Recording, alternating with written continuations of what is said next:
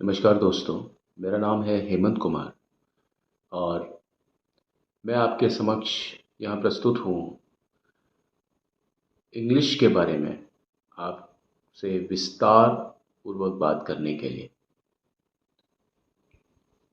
अक्सर आपने देखा होगा कि भाषा जो होती है वो चलती है, लेकिन उसकी कोई भी एक सीढ़ी नहीं बताई जाती कि भाई पहले क्या पढ़ें, उसके बाद क्या पढ़ें, उसके बाद क्या पढ़ें, फिर क्या पढ़ें, ताकि भाषा को पढ़ने में आपको बहुत ज़्यादा सरलता महसूस हो।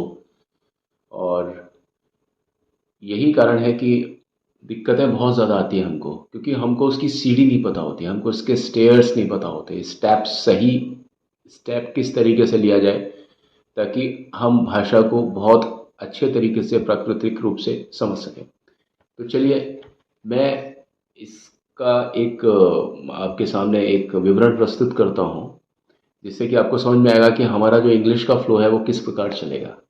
चलिए जानते हैं।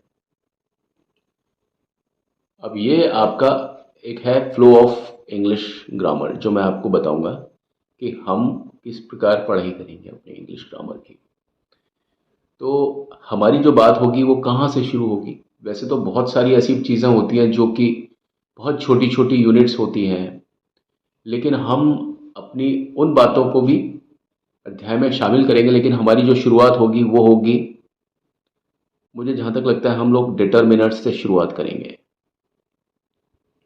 और जो कि मेरे ख्याल से डिटर्मिनर्स से शुरुआत होनी चाहिए, क्योंकि आपने देखा होगा कि कई जगह पर नाउन से शुरुआत करते हैं किताबों में, कई जगह आर्टिकल्स से शुरुआत करते हैं। बेसिकली जो आर्टिकल्स हैं वो फिर डिटर्मिनर्स ही होते हैं।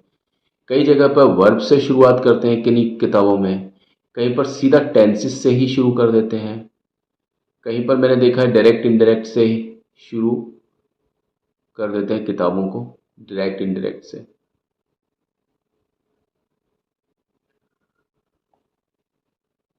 तो मैं आपको आज ये बताऊं कि शुरुआत किस प्रकार होनी चाहिए ताकि हमें ग्रामर को समझने में आसानी हो।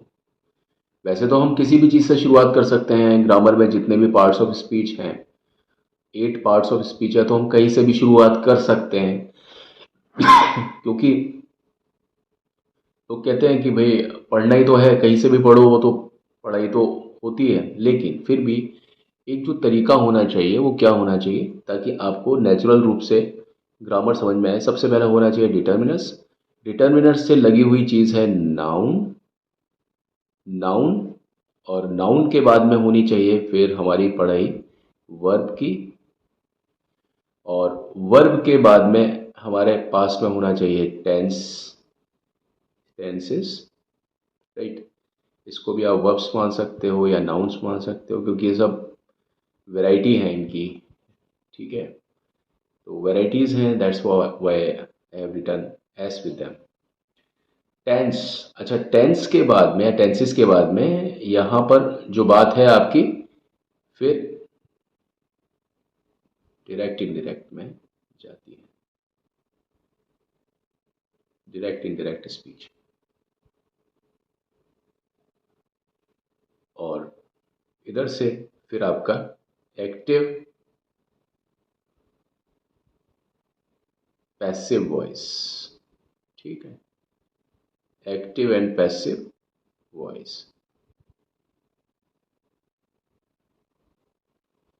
सबसे पहले हम लोग पढ़ेंगे डिटर्मिनर्स। डिटर्मिनर्स की बहुत सारी कैटेगरीज हैं। डिटर्मिनर्स के साथ में लगा हुआ होता है, यानी नाउन से पहले डिटर्मिनर आता है, उसकी जो प्लेसिंग होती है वो नाउन से पहले होती है। जब हम सब्जेक्ट और इस तरीके से लिखते हैं तो सब्जेक्ट ज़्यादातर नाउन होता है और उससे पहले डिटर्मिनर्स लगते हैं, या ऑब्जेक्ट से पहले डिटर्मिनर्स लगते हैं, ठीक है। नाउन के बाद में लिखी जाती है वर्ब, ठीक। वर्ब के जब हम पढ़ लेते हैं वर्ब को, तो वर्ब को पढ़ने के बाद में टेंसेस को पढ़ना आसान हो जाता है, क्योंकि टेंसेस बिना वर्ब को पढ़े नहीं आ सकते, ठीक है। वर्ब से पहले वर्ब किसके साथ लगेगी, क्रिया किसके बारे में बात करती है, क्रिया किसका, मतलब क्रिया कौन करता है, क्रिया करता है कर्ता, ठीक है। और अंग्रेजी में कर्ता से पहले बताना पड़ता है कितना, कितने हैं, करने वाले कितने हैं, या तो उनकी संख्या बतानी पड़ती है या उनकी मात्रा बतानी पड़ती है। इसलिए ये हम पहले डिटर्मिनर से पढ़ेंगे, नाउन पर आएंगे, नाउन से आएंगे वर्ब पर, वर्ब से आएंगे टेंसेस पर, और टेंसेस के बाद में आता है हमारा डायरेक्ट इनडायरेक्ट स्पीच, और उससे ही निकलती हुई चीज़ है एक्टिव एंड पैसिव वॉइस। ये दोनों टॉपिक बिल्कुल अलग अलग हैं, लेकिन टेंस को बिना पढ़े हम इनको समझ नहीं सकते, बिल्कुल नहीं समझ सकते। तो इस तरीके से हमारी ये चीज़ रहेगी। और इधर नाउन के बाद में भी कुछ चीज़ें हैं जो कि नाउन से बिल्कुल रिलेट करेंगी, क्योंकि नाउन से लगी हुई चीज़ें हैं प्रेपोजिशन, नाउन से लगी हुई चीज़ है कंजंक्शन, और नाउन से ही लगी हुई चीज़ है आपके एडजेक्टिव, और एडजेक्टिव से लगी हुई चीज़ है वो है एडवर्ब, क्योंकि एडजेक्टिव को जो मॉडिफाई करता है वो होता है एडवर्ब, और एडवर्ब का संबंध वर्ब से भी है फिर। तो ये हमारी स्टडी इस तरीके से काम करेगी। अब आप देखिए यहां पर, और नाउन का जो सब्स्टिट्यूट होता है, हमेशा तो नहीं लेकिन ज़्यादातर, वो प्रोनाउन होता है। ये आपने देखा, कई बार देखते हैं हम लोग, इन सबकी स्टडी हमको करनी है। तो आप देखिए ज़्यादातर तो ये पार्ट्स ऑफ स्पीच एक ही, ये नाउन हो गया, प्रेपोजिशन हो गया, adjective, adverb, conjunction, pronoun, determiners. अब आप देखिए इसमें बचा क्या, पार्ट्स ऑफ स्पीच लगभग पूरे से हो गए, फिर एक इंटरजेक्शन आता है, वो छोटा सा एक टॉपिक है, लेकिन आप देखिए सारी चीज़ आपके नाउन के इर्द गिर्द घूम रही है। ये सब इससे जुड़ी हुई चीज़ें हैं, नाउन से डिटर्मिनर भी जुड़ा हुआ है, प्रेपोजिशन भी जुड़ा है, लेकिन नाउन बिना डिटर्मिनर के बहुत पॉसिबिलिटी कम है कि वो आ जाए। अगर नाउन प्लूरल है तो शायद ना आ पाए, लेकिन नाउन अगर अनकाउंटेबल है या काउंटेबल है, उस केस में डिटर्मिनर्स आते हैं। वो हम स्टडी करेंगे तो हमारे बिल्कुल बिल्कुल समझ में आएगी बात।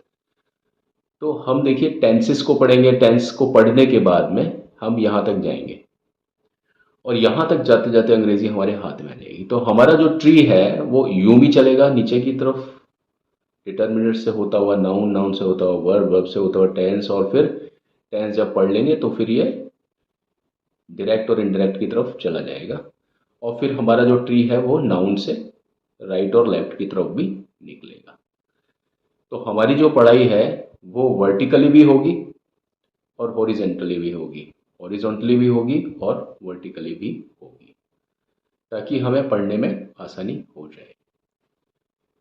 तो ये मेरा जो वीडियो था आपके लिए, ये बताने के लिए था कि हमारा जो स्टडी है वो किस प्रकार होगा, ताकि आपको चीज़ें समझने में बहुत आसानी हो।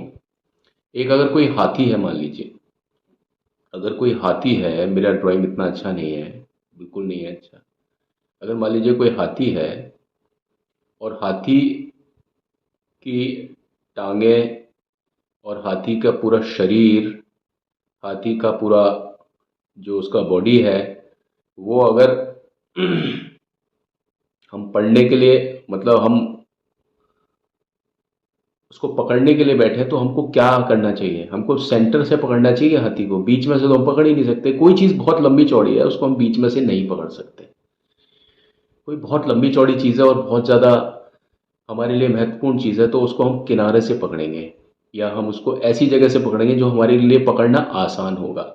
जब हम उस चीज़ को बहुत किनारे से पकड़ेंगे ना, तो पूरा का पूरा हाथी हमारे कंट्रोल में आ जाएगा। हम हाथी को बीच में से नहीं पकड़ सकते। हाँ, बीच में से उन चीज़ों को पकड़ा जा सकता है जो चीज़ें छोटी होती हैं, लेकिन ग्रामर जो है वो कभी भी छोटी नहीं होती है। तो बस मैं आपको ये बताने के लिए आया हूँ यहाँ पर सबसे पहले अपने वीडियो में, कि हमारी जो पढ़ाई है वो किस प्रकार होगी। लेकिन इसके बीच में कहीं पर भी आपको कोई टॉपिक बीच में से समझना हो तो आप मुझे बताइएगा, मैं उसका अलग से एक वीडियो बना करके दे दूंगा। आप मुझे कमेंट कीजिएगा इस चीज़ में।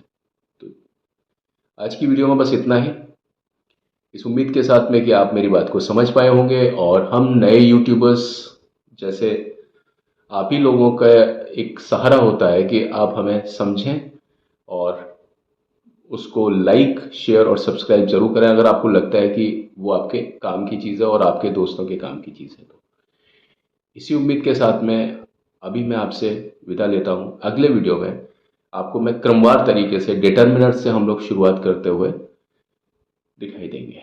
तब तक के लिए मुझे आज्ञा दीजिए। धन्यवाद।